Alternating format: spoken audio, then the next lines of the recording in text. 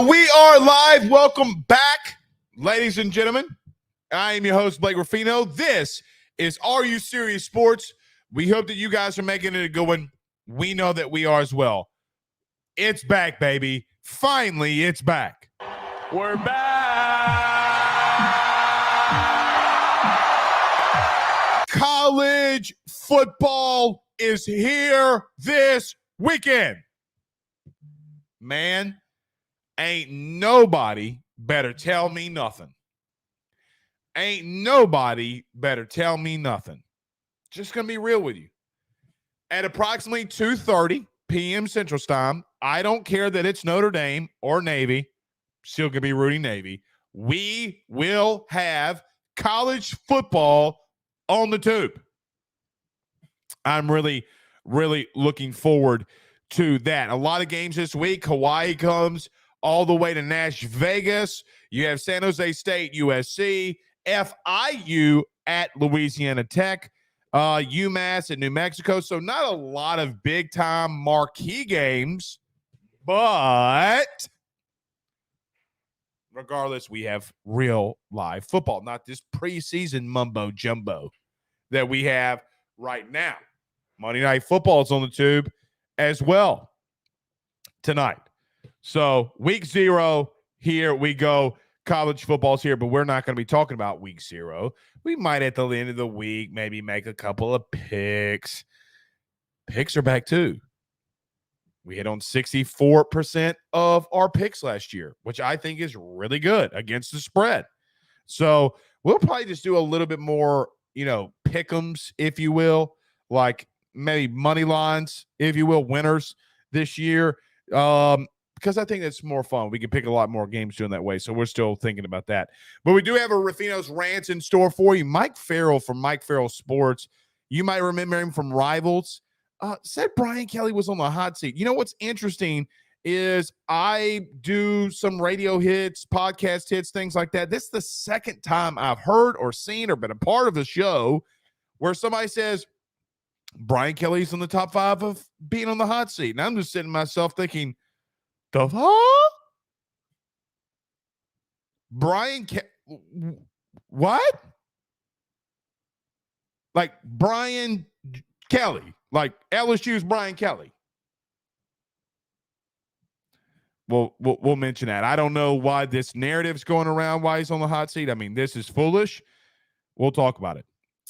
We will look into Florida State. I know it's 2 weeks or less than 2 weeks away, but just want to give my opinion on them. What do I start hearing? What have I seen from them?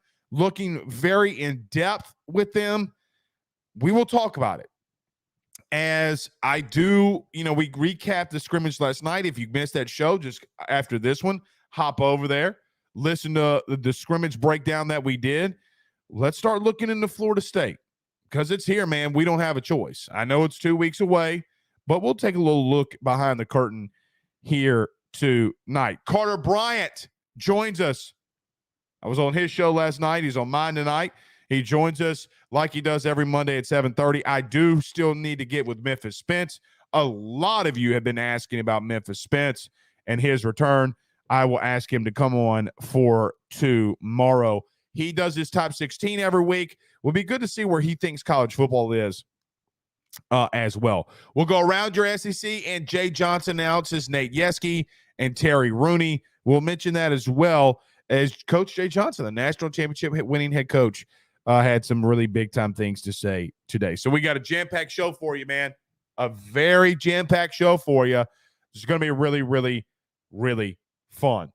92LX Hatch says, liked on Facebook, jumped over to YouTube just to get the double like. You know what I haven't done before? And I had a buddy tell me I should do this. Where's everybody watching the show from? Just put, and if you don't want to, that's fine. That's fine. If you don't want to give the town you're from or where you're listening to the show at, that's fine. I get it. Privacy. You don't have to do that. But where's everybody? Just put in the chat. Where are you listening to us at right now? Where are you? So where are you listening to the AYS show from? So I think that's interesting because you never know where people are listening to you from. Asheville, North Carolina, says Kim. Columbus, Georgia, says Aaron Adams. Navarre, Florida, says Daniel. I've actually been to Navarre. That's in the by the Emerald Coast.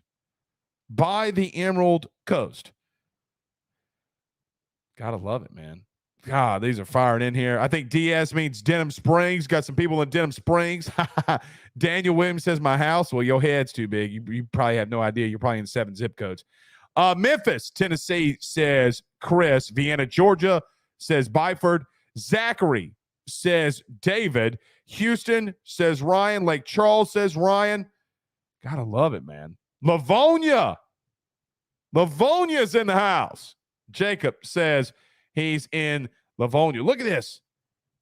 So what's that? Sykesville? Steve Ryan says Sykesville or Sykesville, Maryland. Bossier City is in the house. Bristol, Tennessee, says Brad. Tennessee traveling back to New Orleans. You got to love it. If I missed where you're listening to us from, I am sorry, but I see them all in here. I see them all in here. We ain't got nobody from Franklin. Franklin may need to stand up, baby. I see a Bogue up in here, Robert Laws. Oh, Seminary, Mississippi, says Titus Bass. Man, I love this. This is pretty interesting. Did not think we would get all these, but that's awesome. That's awesome. Carl the Cat, parts unknown, says Kenny Futch. I got to meet Carl the Cat.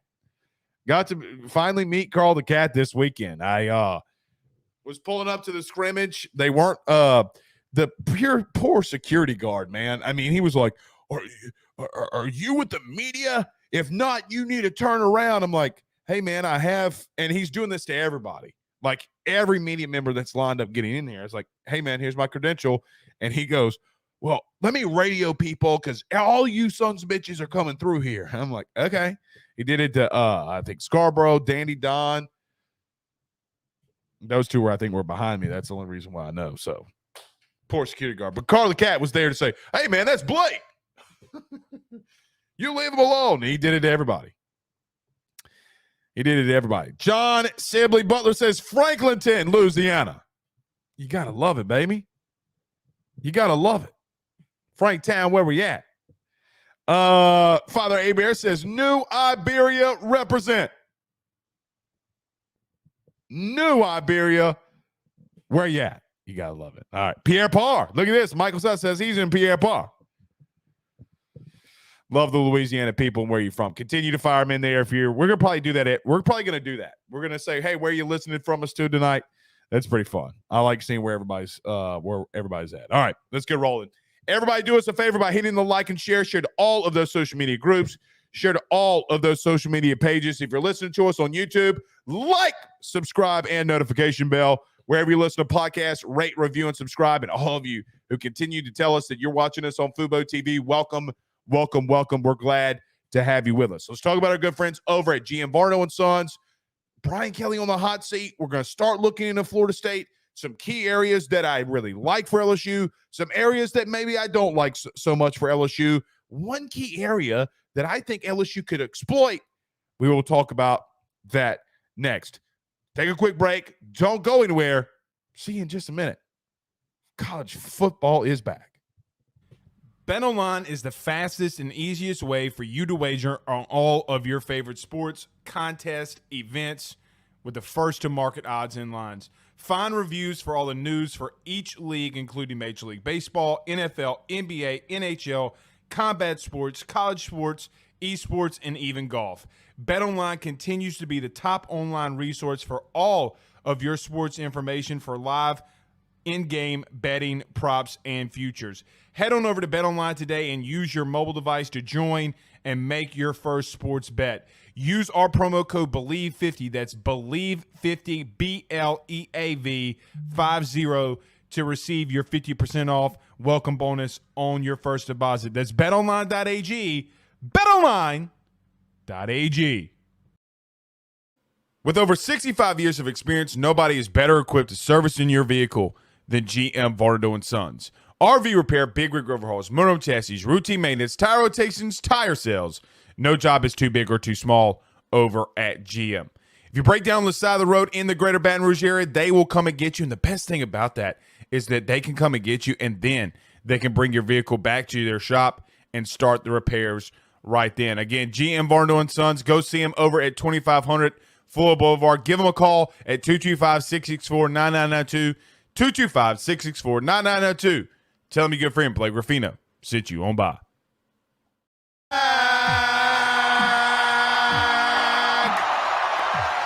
College football is here, baby. I have not been this pumped up probably since my children were born. Like, I like really. This is like every football season is like a new child being born. The excitement, the anxiety, the pressure. And look, I didn't even deliver the baby, right? That was my amazing wife delivering our two beautiful children. Okay? Every year, I feel the exact same way when college football is upon us that it is. One thing that is for sure, though, is I don't really understand this, but this is multiple times now that I've seen Brian Kelly be labeled on some kind of ranking system or whatever. I've been asked it multiple times. Like I went to a Texas podcast and a Texas radio show. I go out to Florida, and then Gators radio show, and they're like, "Well, if Brian Kelly loses, doesn't win the West, is he on the hot seat? Is he on the hot seat right now?" Like multiple times. Then today, Preston Guy quote tweeted or posted an article from a guy that's been on this show multiple times, that being Mike Farrell, formerly, I think, of Rivals and a couple other places. And he said that Brian Kelly's number 3 on the hot seat list of coaches this upcoming year. Well, let me just, and I was fielding these questions like, what is he talking about? Like, there's no way. Then people sending me this. I just want everybody to know, okay? I just want everybody to know it doesn't matter what Brian Kelly does this year. It does not matter. LSU is not paying him $90 million guaranteed to go home. They're not paying him $50 million to go home. I promise you that. So it doesn't matter if you go 12-0 or 0-12. We don't have that money. So you're locked into Brian Kelly being your head coach, and thank goodness that he is, because I think that you're going to win the West. So wherever this narrative is coming from, wherever this thought process from people, and look, I like Mike. He's been good to me. He's been gracious. He's been kind to come on the show. I don't agree with everything he says, but to say Brian Kelly's on number 3, and then I read the article, it's like, yeah, well, they might lose to Florida State. Well, no, they lost to Florida State a year ago and won the SEC West. Nobody is going to call for his firing if he does the same exact thing this year that he did a year ago. Guys, if you win the SEC West again this year, you are not calling for Brian Kelly's head. You're not going to do that. You know that. I know that. The squirrel in the nest right now, because you're listening to this show, he's listening to it with us. He's like, okay. Yeah, I'm listening to Blake. All right. Everything around you knows that if you win the SEC West again, he's not getting fired. What? I mean, where have we come to in college athletics where some people get to make picks, AP poll votes, Heisman Trophy votes? Like, I might put in or try to find out a way. Somebody let me know what I got to do to be a voter for the Heisman, because there's some people that have no business having votes in college athletics. I'm not saying Mike Farrell is one of those. All I'm saying is What are we doing with this clickbaity mumbo jumbo? Okay? What are we doing? $80 million. $50 million. Who you think you kidnapped? Chelsea Clinton? If you've ever watched the movie Rush Hour. Chelsea Clinton in the early 2000s wasn't worth $80 million, and she was the daughter of the former president who got, blown out of office. All right. We ain't getting political here. I make fun of everybody. I make fun of Democrats, Republicans. I don't want to get political here. But come on. Come on. Like, what are we doing? What they going to do with Jimbo? I'm just tired of being asked that question. I mean, there are so many other coaches that need to be above Brian Kelly. Billy Napier, Eli Drinkowitz, Jimbo Fisher. That's just in the SEC. If Sam Pittman has a disappointing year, what happens in Arkansas? It is Zach Arnett. And people don't want to put Zach Arnett on there because he's brand new and Mississippi State went through a very difficult transition. The three coaches in line for not getting fired at their university goes as follows: Nick Saban, Kirby Smart, Brian Kelly. I mean, there's no other way to put that. Josh Heupel, Joe Milton might not work out. He could be on the hot seat after going 7-5 this year, which they're not going to do because I'm still pretty high on Josh Heupel in Tennessee. So we'll see. We'll see. But if I have to answer that question one more time, I'm going to lose it. I'm 1,000% going to lose it. Y'all want to talk about some Florida State? We'll get to some comments. And Carter Bryant joins us in 10 minutes. Listen, we got a long way to go. I'm not going to bore you and come on this show every night and talk about Florida State. Breakdown. But we're 13 days away. So let's look into them a little bit. We brought on TJ. We've talked about them a little bit. But this is arguably the biggest game the first week of the year. Not really arguably. It is the biggest game of week one. Maybe you can make the argument it could be a bigger game than what Alabama and Texas will have in week two. Because most people believe that, we don't really know what's going on in Alabama. We know they have Saban. We know that they've been a dynasty. But the quarterback position there is not that good. Is Texas actually back for once? We're back.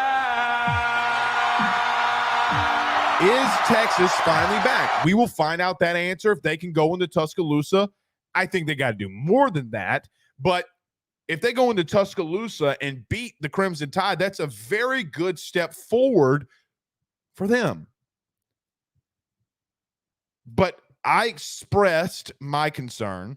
I very much expressed my concern on where LSU sits in the secondary. And the biggest worry, if we want to start off with worries, okay, is this. I worry that they have a really good wide receiver core who, if you listen to anything around Florida State and reading what some of their beat writers are reporting, is that unit has had a really good offseason. They look sharper than they did a year ago. Stop me if this sounds a lot like LSU because, again, I've said they're pretty much close to being identical. But they look good with Jordan Travis. They look good with their receivers. Going up against our DBs, is that going to be an issue? A unit that has somewhat really struggled as of late. Even so much so, we talked about last night, Sage Ryan is now having to go out to that boundary. That is a cause for concern. That may be the key to the game. That, we might sit here, not this Thursday, but the following Thursday, the Thursday of week one and say, you know what? There's one main area I'm worried about. Yeah, it's going to be that secondary. We may be doing that and probably will.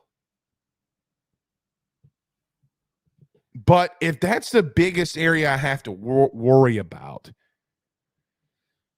and they haven't been so bad where they're not the 2011 Saints.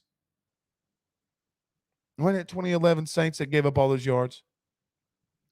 I don't know if it will be as bad as when Bo Pelini was here. I don't think it gets that bad. Or Durante Jones the first couple of weeks. I don't think it gets that bad. I really, really don't. I think it's going to be much, much better than that. And this team was the 26th team in passing yards allowed last year. Matt House may be able to scheme some things open, and he's not going to run man-to-man coverage the entire game and run his head into a wall because he's not a buffoon. And Brian Kelly won't let him do that anyway. But I do think that there's one area in this game that I'm continuously looking at it and saying to myself, all right, well, they're really good, but I think this O-line unit can really hang with them. So let's go there. I think Florida State has a top 2, top 3 defensive line in the country, not just the ACC. They return arguably the best pass rusher, defensive end in the country in Jared Verse. They got Dominic Lovin, but Braden Fisk comes into the portal. He is going to be a mammoth. He takes a lot of pressure off of Dominic Lovett, who saw a lot of double teams last year. And a lot of people are high on Lovett because when he didn't see those double teams and was facing guards one-on-one in that interior, he won a lot of those battles and really wreaked havoc. They got to look for their other pass rusher. They have some guys coming in and out of there, but some people believe that that's the best 3 that you can have along the front. The thing that I think gives LSU the edge, that other teams might not be able to compete with Florida State because of this, LSU's offensive line does have the dudes up front that can not only slow them down, but really win. Guys, they looked really good in the scrimmage. It's not as if Harold Perkins wasn't coming off that edge. It's not as if that Mekhi Wingo did not really do well last year getting after the quarterback in his own right when he was in man-to-man. We saw the win percentage for him. PFF put out the win percentage for Mekhi Wingo when he's going up in a pass rush scenario, one-on-one against a tackler guard, and he fared better than a lot of people. That is why if you saw this today, he was on the second team AP all-defensive team. Second team. Not Mason Smith, well, because he hadn't been around, but I think you get why people would put Mason Smith up there because of the height, whatever. Harold Perkins was the only first-team guy. But I think and I know that this offensive line, and we've made this assumption, at least I've made this assumption, that if Brian Kelly could bring the O-line that he had at Notre Dame with the skill position players that he would possess at LSU, things can get deadly. Well, so far this summer, they've looked really good. Now, you haven't really been able to see them run the ball a lot. They don't run through those scenarios a lot. They do it in team or individual drills or the run game drills. And they've looked good in those areas when called upon. Caleb Jackson has a 20-year run, and I know that that's the second team. But they're getting 5, 5, 5, 4, 4, 4 on a really good defensive line that we just saw this last Saturday. And we already talked about Caleb Jackson. They got depth pieces there. So Lance Hurd has continued to rotate with the ones. Is he going to be the starting right tackle at the end of the year? Guys, for the first time, maybe ever, LSU potentially is going to have 3 5-star offensive linemen on their O-line. When has that ever been a thing? So I know that, like, when you look at recruiting because of Dominic McKinley, you're probably hearing some things, whatever. You think, oh, well, maybe this unit isn't, it might not be that good. Guys, this team up front on both lines of scrimmage are really freaking good. Okay? With that being said, that's some of the areas that you lacked. If Emory Jones would have been this time last year and you're going up against Jalen Carter, does he lose the battles that he did? Can he continue to win the ones that he's been winning in the run game? You know what Will Campbell is. Guys, I have not seen Will Campbell lose but one rep this entire offseason. One. Like, by the end of this, Will Campbell very easily could be a first-team All-American. You'd be like, yeah, makes sense. Makes tons of sense. Because they have just been producing at a level that is unfathomable for this school. You've had a lot of good O-linemen coming through. And I know what you're probably thinking to yourself. Oh, well, Blake's the O-lineman, so he's going to talk about the O-line. But, guys, they didn't give up a sack. The first or second unit was dominating the last couple of weeks against what is a really good D-line unit that LSU has. Harold Perkins is arguably the best defensive player in the country. He lost 3 out of 4 to Emory Jones in a pass rush scenario this past Saturday. What does that tell you? So I do think that LSU fares well. They're going to be able to protect Jaden. They're going to be able to protect this running game and get some yards and get some push that they didn't have a year ago. You lost that game last year by a point. And for 4 quarters, Cam Wire started at right tackle and got abused. He got abused by Jared Verse. That's not going to happen to Emory Jones. It's not. They're probably going to move Jared Verse around to try to get him different looks. It's what they did last year. It's exactly what they did last year. If there's something that I'm looking forward to in this game, I think it's going to be an outright war up front in the trenches. We'll see how it goes. All right. Josh Chapman sends a $199 super chat. He says, what if, thank you so much for the super chat. Last night, our buddy Carter got like $75,000. So if y'all want to compete with that and y'all want to send money for super chats, go right on ahead. But Josh Chapman says, what if Ed O was coaching the D-line and recruiting? Well, he had a chance. I mean, he was the head coach, but he's done that before. Ed lost battles. And I agree with I appreciate you, Josh, for the super chat. I mean, but he did do that. And a lot of these guys that recruited, not named Mekhi Wingo, I mean, really, Mason Smith and Savion Jones, to some extent, was highly recruited by Ed. But it was Brian Kelly that had to finish off that recruitment. Like, one guy that you're going to have to get yourself really familiar with is Savion Jones. Savion Jones. Chad says Perkins didn't really play a lot until after the Tennessee game. Yeah. I mean, he was out there for some extent. I think, what was it, Ole Miss? Or was Ole Miss after? That might have been after Tennessee. I can't remember. Yeah, he's back. Y'all want to talk some more LSU football with a dude that really knows what he's talking about? Y'all want to go to Carter Bryant? Let's do it. Let's talk to him. Let's talk about a good friend over there. Our good friend Tyler Alexander over at eXp Realty. Our good friend Steve Bean over at Bayou Daiquiris and Bayou Boulder. Don't go anywhere. Carter Bryant. Let's talk some more Florida State. Let's talk some LSU. We do it with him next. He will sell your house and find you a new. Well, Tyler's the man. He's here for you. If you want to buy or sell, well, it's not too late.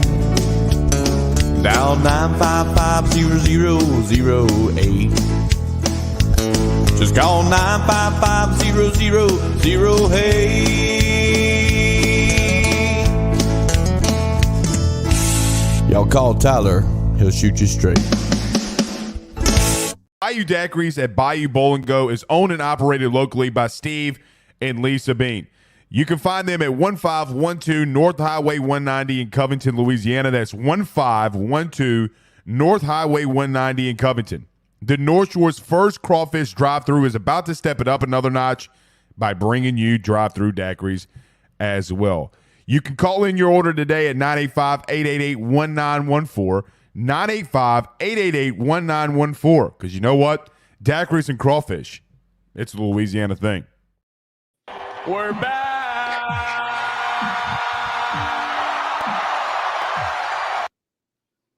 Carter, the Power Bryant, joins us in his normal slot every Monday here at 7:30.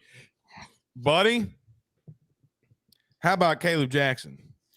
Big day for him. Absolutely. Now, we tried to tell everyone on here that he is really freaking good. And I know for your board, Blake, he was higher than how the recruiting services had him. And for me, he finished number 3 out of everybody that LSU signed this last class. And most services had him 6, 7, 8 range. I think you're looking at the next great running back at LSU. He is going to be really good. Obviously, you look historically, the metrics is something I've explained on here before. Just see raw athleticism metrics. Everybody that's had that kind of profile that's come to LSU has succeeded, and has succeeded at an extremely high level. And throughout the entire SEC, most backs that come in with that profile are going to succeed. So if Caleb continues to put the work in and obviously learns a little nuances of pass protection, ball security, he is going to be really good. But the next thing for him, obviously, Brian Kelly likes experienced backs, is not letting this, scrimmage game, which people will forget about, get to him, right? And if he stays focused, he's going to be a big player for LSU this year. You know what kind of steak Caleb Jackson eats? I knew this was ribeyes. I knew it. So Why? Tyler Townsend says Carter can go get some good steaks, ribeye, with them super chats. You did get a lot yesterday when I was on the show with you, Rufino effect. But, buddy, that's true. Not with the filet mignon. Filet mignon. Go get you a ribeye. Filet mignon over ribeye. Filet mignon over ribeye. It's not even close. It's not even close. Carter, you have no idea what you're doing. It's not this. I will pay for you and your wife to come. I will pay for the steaks for you and your wife to drive down here and let y'all have a real ribeye. Right. But you see, I'm going to be a good friend here and say that my wife is a pescatarian. She doesn't eat meat. So you'd only need to get 1 or 2 for me and you, obviously. What's a pescatarian? You know what a pescatarian is? No, I don't talk to people that only eat veggies. No, they eat fish. And so she's Aqua Woman. Exactly. But they don't eat meat. They eat fish. But I can cook a good redfish. Yeah, I'm sure you can. But as long as it's better than the Totino's pizza that for those that don't know. But for those that don't know, if you're going to come at me for these ribeyes versus filet mignon, we'll get back to the house is being constructed. Yeah, that does. What if I'm so poor it's all I could afford and you're ripping me for that? Your house is twice the size of mine. and you got I'm not I won't dox you, but I will say, yeah, don't let people know what we no. I will say your establishment is going to be beautiful with everything you have to work with. So shout out to Megan for keeping you in line. But no doubt, to the Caleb Jackson point, he is very good. He's like a ribeye. Okay, he's like a ribeye. I'll take it. I'll take it. Continue. But the truth is, where Brian Kelly is going to have to ask himself this question. One thing you don't want to do is just overcorrect based on what went wrong last year versus Florida State. Now, I heard someone talking about Harold Perkins. You brought him up. It was a great question a minute ago. Obviously, Perk didn't play versus Florida State. He's going to play a lot. Now, obviously, Emory Jones didn't play versus Florida State. He's going to play the whole game as well. And those guys have a good shot of changing the outcome of last year's game. Now, Brian Kelly has to ask himself, how many true freshmen are better than what I already have that I want to play versus Florida State? Because that ultimately was outside of special teams. You're not asking him to go in there and do something serious. You're asking him to go in there and maybe give you 7 to 8 snaps at max. Right. So how many of these guys does Brian Kelly feel are better players and guys that have been there for a while? And it's a difficult question. It's a really difficult question you have to ask yourself. And that's why those scrimmages are important, right? For me, Blake, I truly, truly do believe that if Caleb Jackson gets a good amount of reps by the end of this season, he will no doubt be the number one running back going into next year. So I feel really good about his prospects. I gave him a day one grade. I think he really is good. And if he stays healthy, he's going to be very good, along with potentially Shelton Sampson in year one. All right, so let me ask you this, because I'm kind of breaking down some Florida State here. Yeah. Let's go to the scrimmage first. Anything stand out to you? Obviously, Ed, you were there. I wasn't. The drops obviously are a concern, as you brought up last time on my show. I will say the biggest concern is going to be the secondary. I don't think anyone would disagree with that. I know a lot of people that are here watched last night's show, but I will bring it up again that you should be somewhat worried about the secondary. Is it jumping to in a volcano full of electric eels worried? No. They should be good enough to get you through Florida State. Now, they could get absolutely positively lit up. And I will tell you this, Blake, just to give you a little behind the scenes of what I've been working on all day. On my SEC channel, I'm doing a deep dive on Peyton Thorne, right? Part of this is from an LSU perspective because, and for those that don't know, Peyton Thorne is the starting quarterback at Auburn. All right. So he is a transfer from Michigan State. And I was watching Peyton Thorne. I was trying to watch as many reps as I possibly could because obviously, like you, Blake, we think Hugh Freeze can do really good things at Auburn. Could they do it in year one? I don't know. I think it's going to come down to how good Peyton Thorne's going to play. But whenever you sit down to watch any player, and this happens a lot if you actually do a lot of prospect breakdowns and all of that, something that tends to happen is someone else catches your eye. Someone else becomes a little bit better than you initially thought. And I will say this, going into this Florida State game, Keon Coleman is the real deal. It would not shock me after the first game versus Florida State, you are not saying to yourself, Keon Coleman's the best player on their entire team, right? So much of what Michigan State did last year was throw the football up to number 0 and find a way to come down with it. And he did it a lot. He is one of the best jump ball receivers. He did it against 3 first-round corners. Exactly. Right. So this kind of ties in with the point of the secondary, right? It might be we really need Jaden to win this game in a shootout because their receivers have one, the other guy 6'7", Johnny Wilson. But Keon Coleman, if you throw it up, he looks like Hakeem Olajuwon out there. I mean, he snags everything if it's within his realm, right? It's very it's think of any great jump ball receiver, Terrace Marshall, if you will. It's very much like him, right? So even if LSU's DBs are good this next year, maybe we're going to need to win in a shootout versus Florida State anyway. And one of my favorite plays in week 1 is the over. I think this game is going to be a 38-35 kind of game because you're high on the LSU offense. I am right now as well. I think Florida State could have the best offense in the entire sport. So I would be ready for that. And I, at the same time, would say it might not be the secondary's fault versus Florida State. They might be so good that we just need our offense to go out there and find a way to just outscore them. Yeah, it's always interesting when you're trying to compare the team against the team. But we've seen teams that with really good defenses getting shootouts. I mean, look. Yeah. I don't know if you'll call. Would you call 50-30 a shootout? Yeah, absolutely. Okay, well, Georgia had to get in one with LSU, right? Yeah, they had to get in a shootout with them. Georgia had to get in a shootout with Alabama in the SEC championship game.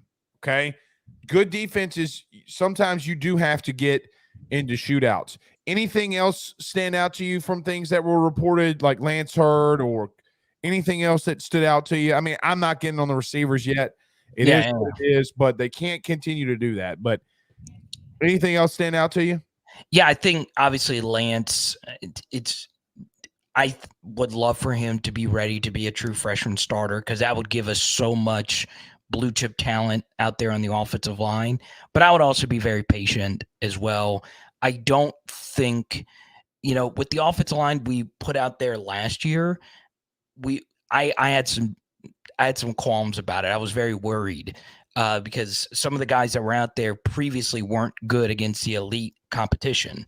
and that showed versus Florida State because their defensive line's really elite. So we'll see. We'll see if it gets to the point where they want to go to Lance Hurd. And I would like to see Lance play some early in the season, but I know a lot of people really want him to start just right off the jump. He's so heavily hyped. He's got a lot of fans.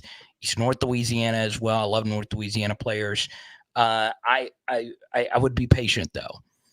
I would too. And if you don't have to throw him out there against potentially a top 3 pick in Jared Verse, maybe leave him alone. You know, like let him, maybe you throw him in there in a series. If you're up a touchdown, maybe you could throw him in there to see how he does. But even then, you might not be able to risk something like that. Right. Because if he gets a sack, but you just got to tell Jaden, like, hey, Lance is going out there. You just got to be on your horse. Right. And if he starts losing, we'll get him out of there. Carter Bryant joining us, Power Hour LSU.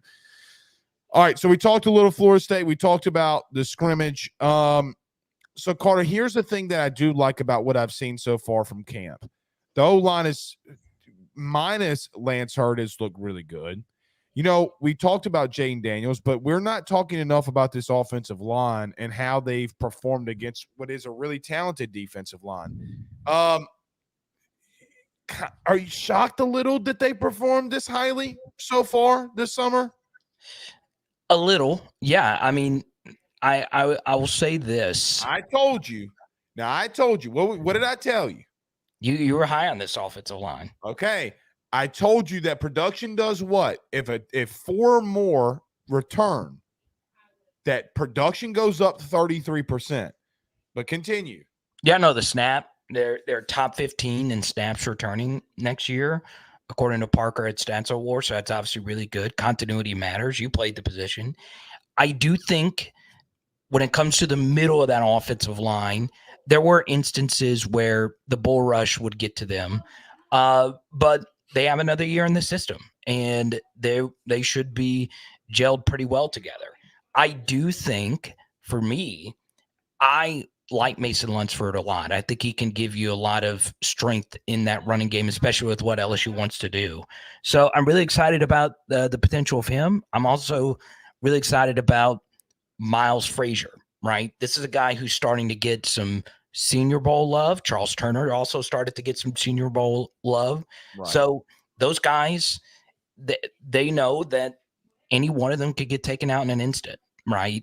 So they're going to be ready to go. Marlon Martinez is on their heels. Garrett Dellinger is probably going to start. So there could be a mix-up by week 3, kind of like what LSU had to deal with last year. But I do like this group going into week 1. Carter, they hadn't changed anything, though. This is the first time that I can remember an LSU offensive line when we go out to practice that isn't different. They have been the same from day 1 of camp to the last day of camp so far, and knock on wood that no injuries happen. And I know that guys are rotating in and out, but even guys like DJ Chester, Carter, the last time a kid that wore 79 that played center, you won a natty. Right. DJ Chester does not look bad. The snaps, you would not know that there's an issue. You wouldn't know if there's a change, quite honestly. So that is something different. First and secondly, he is not 6'6". He's listed as 6'6". If he's 6'6", I'm Brad Pitt. Okay. But that comes to a place where they have looked so good so far. They play so good, it worries me a little about defense. Like, the offense has just been so good that it worries me, if that makes sense. And I don't know if I should be that worried if they've been that good. No, you want the offensive side of the football to be better, right? Ask Iowa that question. Iowa's got that's different though. That's wildly different. But my point is Iowa's defense is immaculately good every single season, and nepotism is tearing their program apart with the son being the OC. You would much rather your offense be ahead of your defense. Now, are there concerns about this defense? Absolutely. There's a lot of good players playing new positions, a lot of guys that have just gotten healthy again. You do worry about the overall depth of this unit, but I go back to Deshaun Womack. I go back to Ashton Stamps. Maybe there's some true freshmen like them that make your defense have a little bit higher of a floor and way more depth than you initially thought. And then, obviously, special teams is going to be so big going into this next season, right? I've gotten to know Slade Roy really well. Obviously, he is really hammered home on PHL that the special teams is going to be very improved going into next season, and They better be.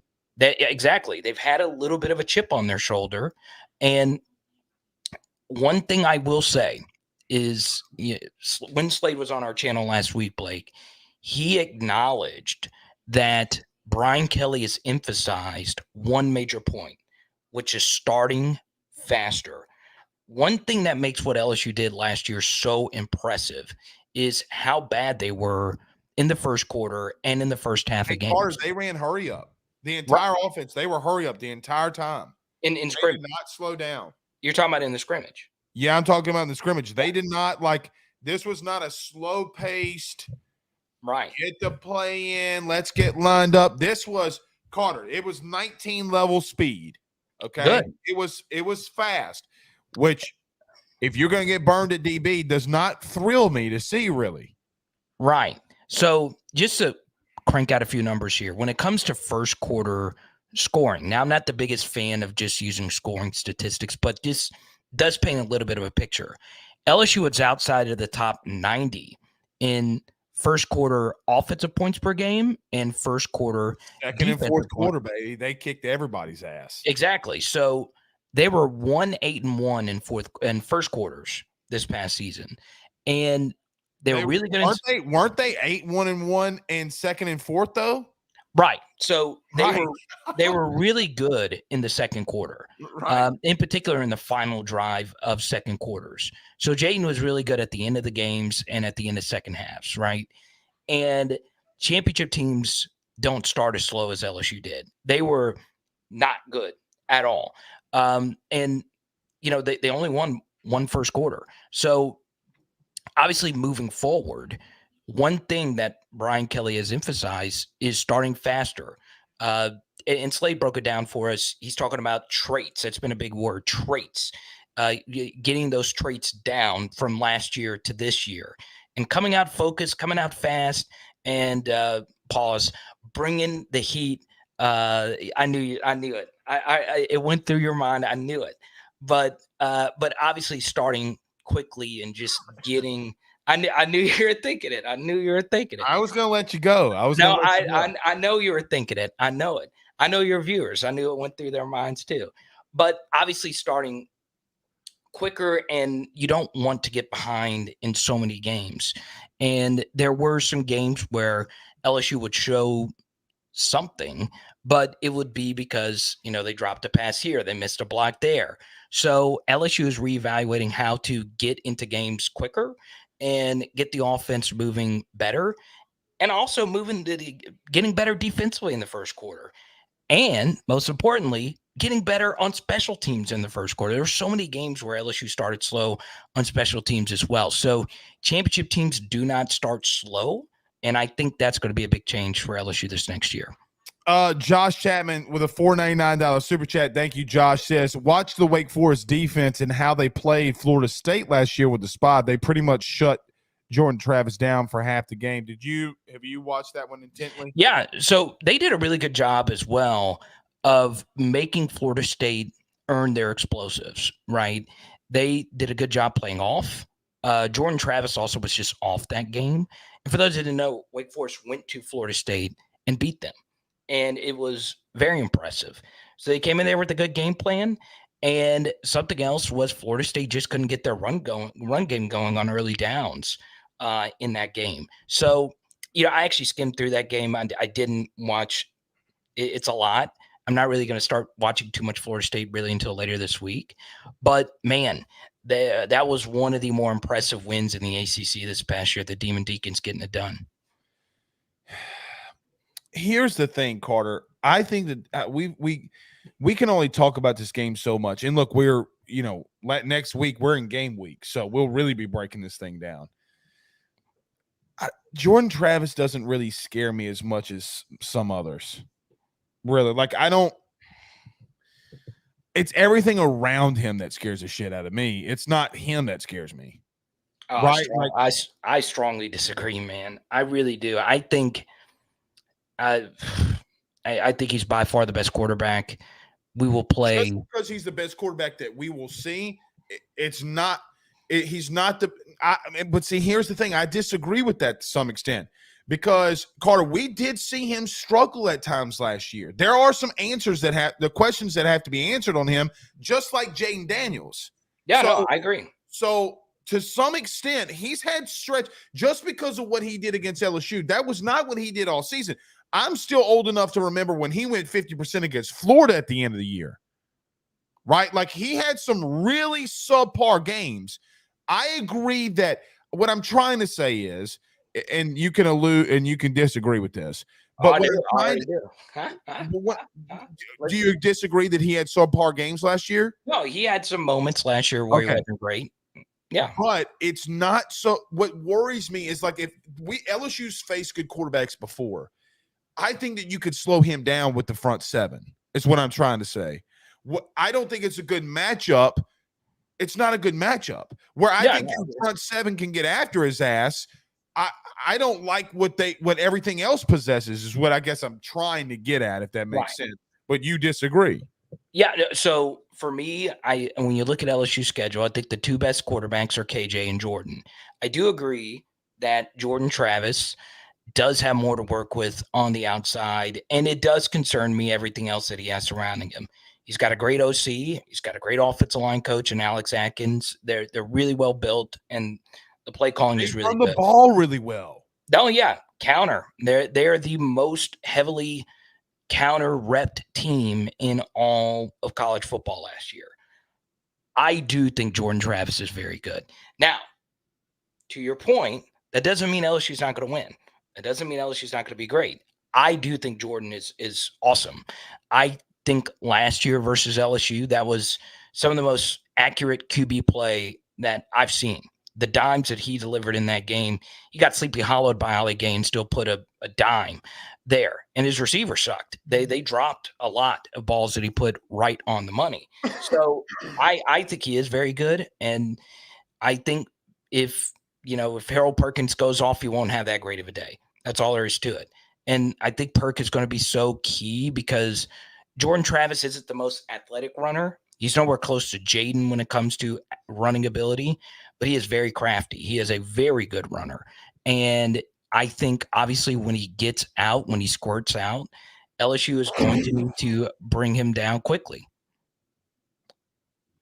All right, I already know where it went. God, dude, you are so bad. You can't. I can't. It's the way you said it. It was the way that you said it. I said squirts out of a tackle, but I just never heard somebody say he squirts out. Like what's wrong with what? There's never wrong. It's never wrong to squirt out.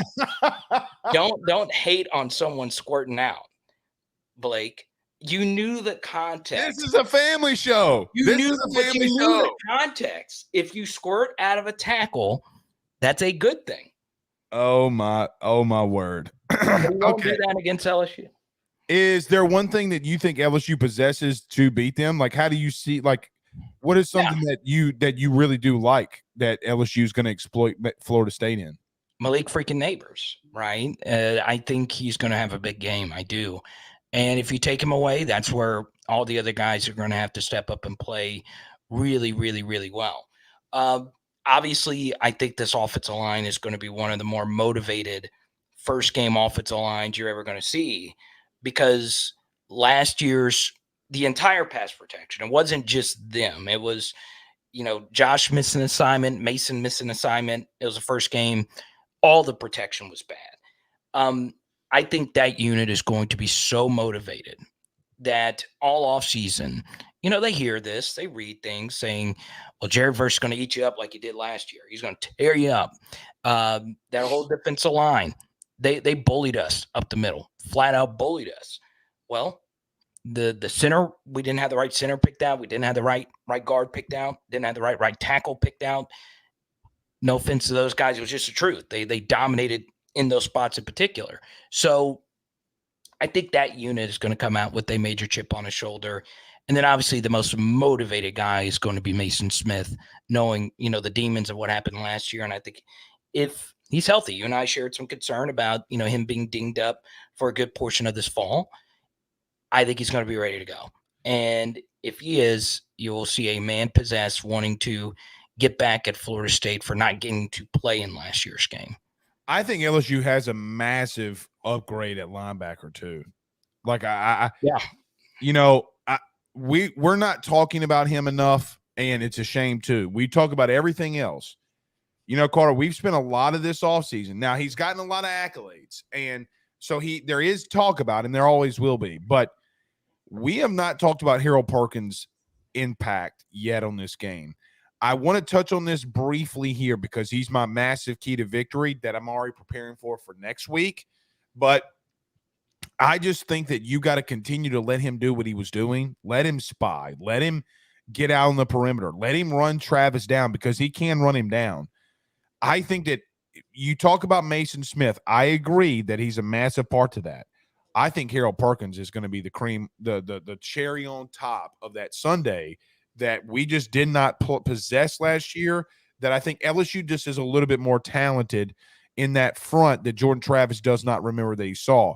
So what do you think about Harold Perkins' potential impact in the linebackers in this game, Omar Speights? And look, a guy that we've not also talked about too, Greg Penn has had a massive summer. Yeah. So I think that's a big advantage there too. Yeah, I think the linebacker position very well could be the most important level of the defense when you play Florida State. They do a really good job manipulating linebackers, right? And the way they be do disciplined. Gotta be disciplined. Right. And once again, if you don't know what counter means, I know I've used it a lot. It's very simple. When an offensive lineman pulls from left to right, what Florida State does a really good job of is play actioning out of it. And that is a lot of information to process at the second level, right? Going up against counter, it's very difficult on the second level of that defense, especially if they do a good job PAing out of it. Something else, and I touched on this last week, I'll bring it up here and we'll go even deeper into it next week. Florida State is really good at throwing to the running backs out of the backfield. Really good. And that's where Omar Speights is going to have to step in big time, right? Because obviously with Harold Perkins, I mean, he's a killer, right? His natural instinct is to get downfield and go make plays. Obviously versus Florida State, you've got to be very disciplined with your eyes, very disciplined with your keys. Matt House puts a big emphasis on that with this LSU defense, reading your keys. And if you do that, you should be fine. But the key thing is being patient and being ready potentially for those running backs out of the backfield. Chad says Aaron Anderson takes one to the house on special teams. Let's go. Obviously, that would be sweet, right? It's something you would get your revenge, right? You would get your revenge. Bart Boy 878 says, in watching some Florida State podcasts, they question if Perkins will guard Jaheim Bell or spy Jordan Travis. I fully expect him to spy Travis the entire game. I don't think that he'll spy him the entire game, but I do think in crucial situations he will. Like crucial passing downs he will. I even think they'll have a default, to show that he might be rushing and then just go back out and spy. But I agree with you. Oh, I think Omar Speights is a big part of that too, because he can help Harold Perkins out there too. All right, last one for you, Carter. Let's go. Week 0's here. College football's here. I know that there's not really any big games, but I know you're going to be glued to the TV. You excited? A little. Obviously, the matchups aren't where they need to be. And that's fine with me. You didn't love that Nebraska, even though it sucked. I loved that Nebraska Northwestern game last year. And they didn't love what happened to their program after that. Well, it doesn't matter to me that they didn't. Yeah, I know. One was hazing, one got frosted. But you know who did go off? Trey Palmer went off. Trey Palmer, shout out to him. And look, 985 and another big touchdown this week. I'm cheering for him big time in the NFL. And I am actually taking him in a lot of my fantasy football leagues in the final round.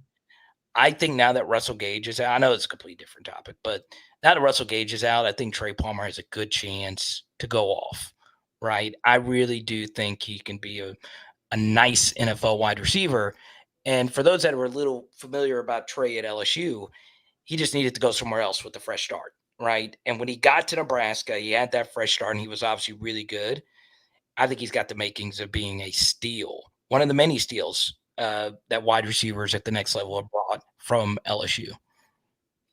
Chili says, hashtag ask Blake. Andre Sam can be the key to this game if we'll talk about it before Carter leaves. He's had a big summer, dude. He's had a big summer. I love experience. I do. And you get a year 7 guy. This guy's seen everything at all different levels. And it's not like we hadn't seen him play well against Power 5 opponents either, because he has and he's done well.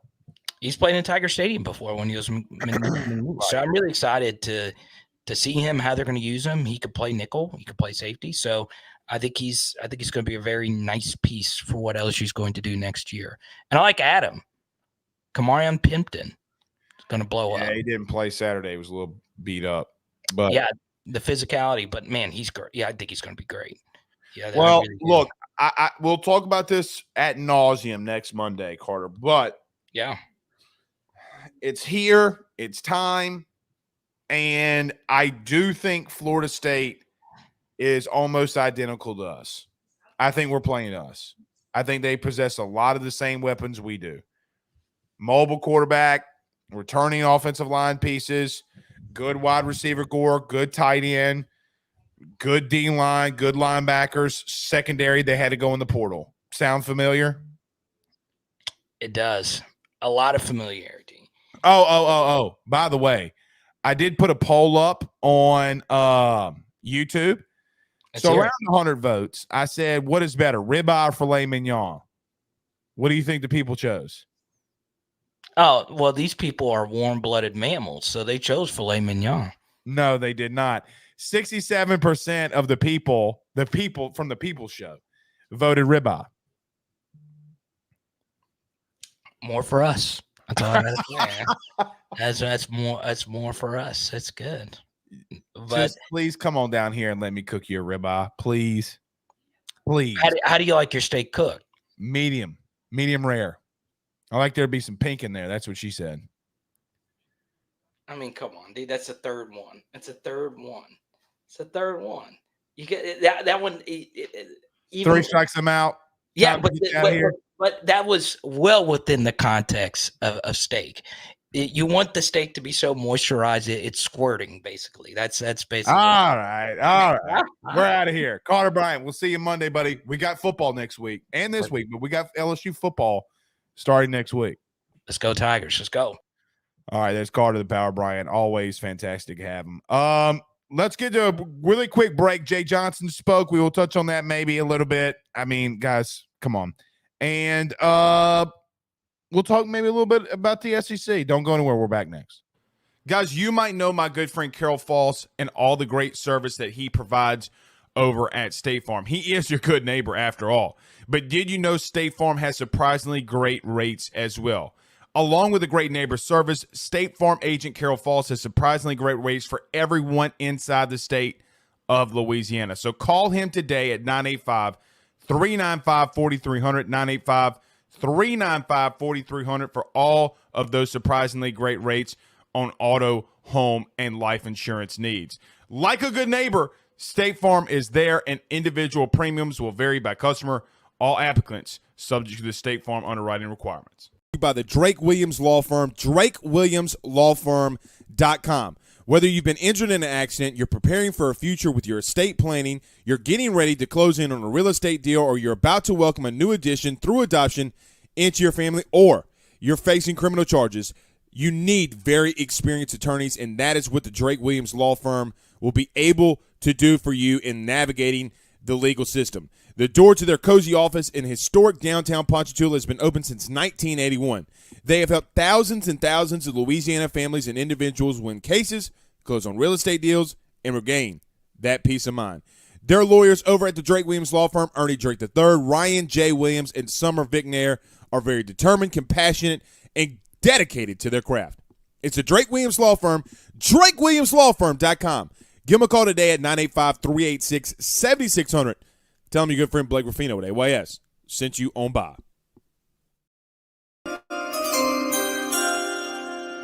So apparently aliens are real. I'm just messing.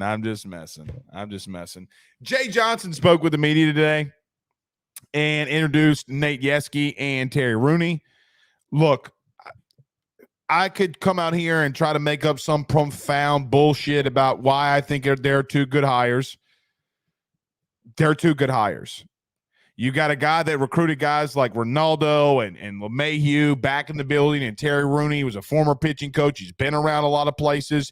He recruits at a high level. Jay loves the way that he recruits. Now you got Josh Jordan and Terry Rooney, both that are high-level recruiters. LSU got one of the best freshman classes in here. Nate Yeske comes in here. Has been a multiple-time national championship winning coach as a pitching coach. Has been at Jay with Arizona. What else do you need?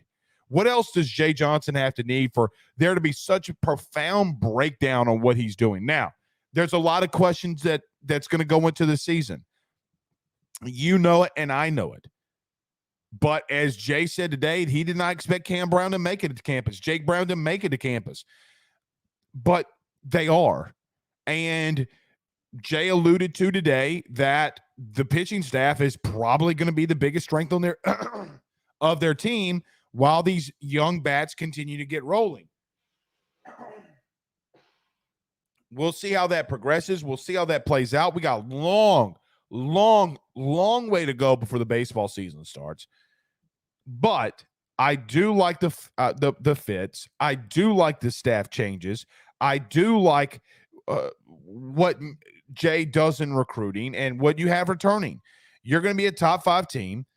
Maybe you won't be able to repeat, but you have more talent than you know what to do with, especially on the mound. And I think your staff and bullpen will be something lethal. We'll see y'all tomorrow. Y'all have a good one. Peace.